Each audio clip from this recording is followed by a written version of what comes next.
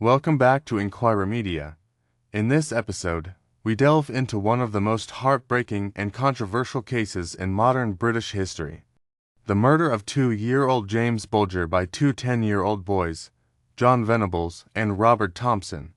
Now, 25 years after the verdict, we uncover what the jury, the public, and the press never heard, and reveal what his two killers said during their time in custody from arrest to release.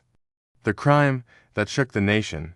On February 12, 1993, 2-year-old James Bulger was abducted from the New Strand shopping center in Bootle, Merseyside.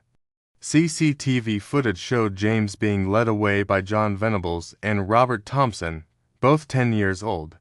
The two boys tortured and murdered James before leaving his body on a railway track to be discovered by local children 2 days later. The crime sent shockwaves throughout the nation and led to one of the most high-profile trials in British legal history. The trial and verdict. In November 1993, Venables and Thompson were tried as adults for the abduction and murder of James Bulger. The jury found both boys guilty, and they were sentenced to detention at Her Majesty's pleasure, a sentence equivalent to life imprisonment for juveniles. However, there were many aspects of the case that the jury and the public never heard, details that remained hidden until now. Unheard evidence and testimonies. During the trial, much of the evidence regarding the boys' backgrounds and psychological states was not presented. Both Venables and Thompson came from troubled homes with histories of abuse and neglect.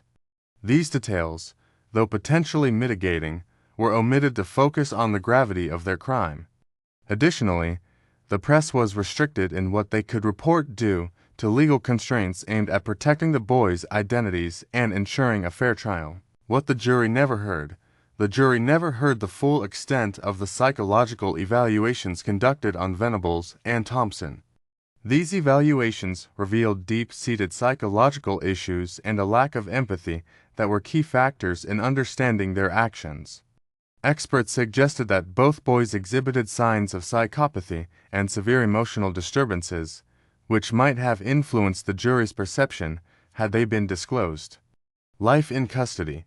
From their arrest to their release, Venables and Thompson's time in custody was marked by extensive psychological treatment and educational programs.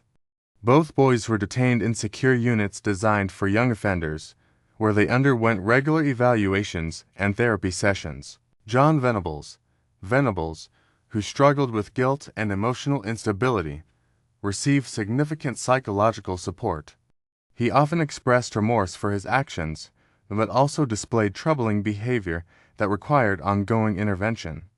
Venables' time in custody was marked by frequent emotional outbursts and a deep-seated fear of retribution. Robert Thompson, on the other hand, was more detached and often exhibited a cold, calculating demeanor. He engaged in educational programs and showed some signs of rehabilitation, but his lack of apparent remorse was a constant concern for his caregivers and psychologists. The path to release. Both boys were released in 2001 after serving 8 years in custody, having been granted new identities to protect them from public retribution. Their release was met with widespread outrage and controversy, as many believed their sentences were too lenient for the crime they committed. The decision to grant them anonymity was heavily criticized, yet it was deemed necessary to ensure their safety and prevent vigilante justice. John Venables post-release. Venables struggled to adapt to life outside custody. He was later convicted of possessing child pornography and returned to prison multiple times. His repeated offenses have raised significant questions about his rehabilitation and the effectiveness of the juvenile justice system. Robert Thompson post-release.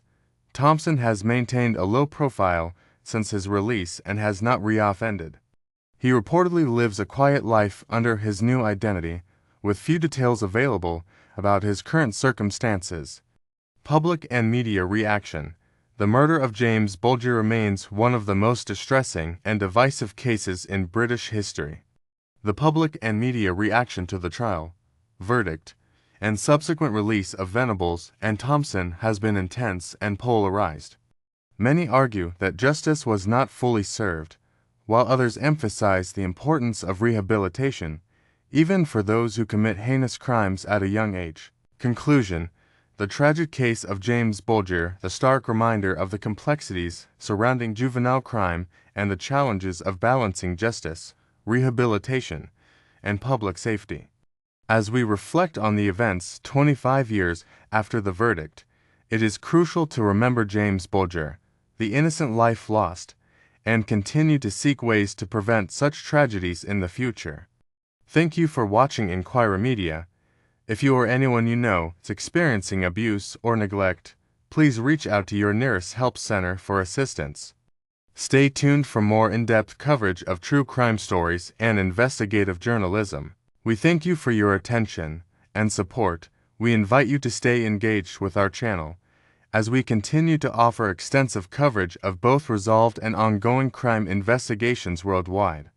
Your continued support ensures that we can deliver timely and relevant information to our audience to get access to new episodes and stay informed.